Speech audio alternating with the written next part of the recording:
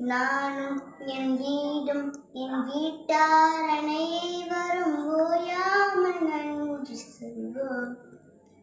ஒரு கரு போல காத்தீரே நன்றி, இனி சிதையாமல் சுமந்தீரே நன்றி.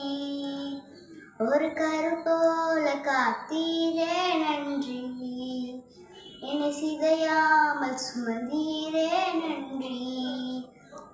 எபினேசரே எபினேசரே, இந்நாள் வரை சுமந்தவரே.